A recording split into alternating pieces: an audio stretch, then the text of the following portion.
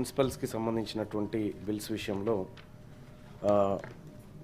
కొంత నగరీకరణ చెందాల్సినటువంటి అవసరాన్ని గుర్తిస్తూనే ఒకటి రెండు సూచనలు కొన్ని డౌట్స్ కూడా ఉన్నాయి సార్ ఇక్కడ సపోజ్ ఉదాహరణకు చెప్తా ఉన్నా, ఇప్పుడు ఆలియాబాద్లో దాదాపు 6 గ్రామ పంచాయతీలు విలీనం చేసుకుంటున్నాం సార్. తర్వాత మూడుచింతలపల్లిలో ఒక 14 గ్రామాలు, ఎల్లంపేట మున్సిపల్లో ఒక 13 గ్రామాలు విలీనం చేసుకుంటున్నాం సార్. ఇక్కడ ఈ మున్సిపల్ చేసుకోవడం ద్వారా అక్కడ వార్డు సభ్యులు వస్తారు సార్.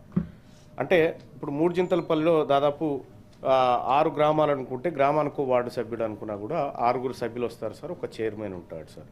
సో రాజకీయ అవకాశం అక్కడ వరకే ఉంటుంది సార్. కానీ ఇక్కడ దాదాపుగా ఈ గ్రామాలు ఈ ఓన్లీ మేడ్చల్లో ఇంపాక్ట్ అవుతున్నటువంటి ఒకసారి చూస్తే సార్, దాదాపుగా ఒక 250 వార్డులు సార్.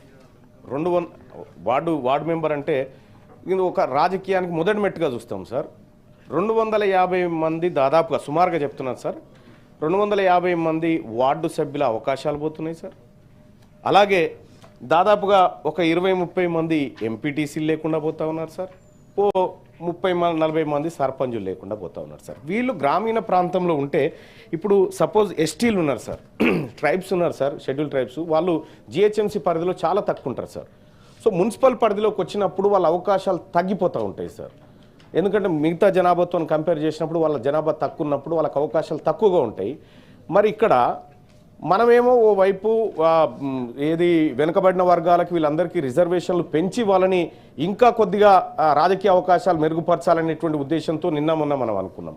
కానీ ఇక్కడ ఉన్నటువంటి అవకాశాలు పోయి అవకాశాలు పరిమితమవుతా ఉన్నాయి. ఇప్పుడు మరి అక్కడ ఉన్నటువంటి వాళ్ళకి రావాల్సినటువంటి రిజర్వేషన్లు ఏవైతే సర్పంచులుగా ఒక 2 బీసీలకు వస్తుంది, ఒక ఎస్టీలకు వస్తుంది, ఒక ఎస్సీలకు వస్తుంది. కానీ ఇప్పుడు ఆ అవకాశం లేకుండా పోతుంది. కేవలం ఆ వార్డు సభ్యులు ఏమైనా రిజర్వ్ అయితే కొద్ది మందికి మాత్రమే అధ్యక్ష.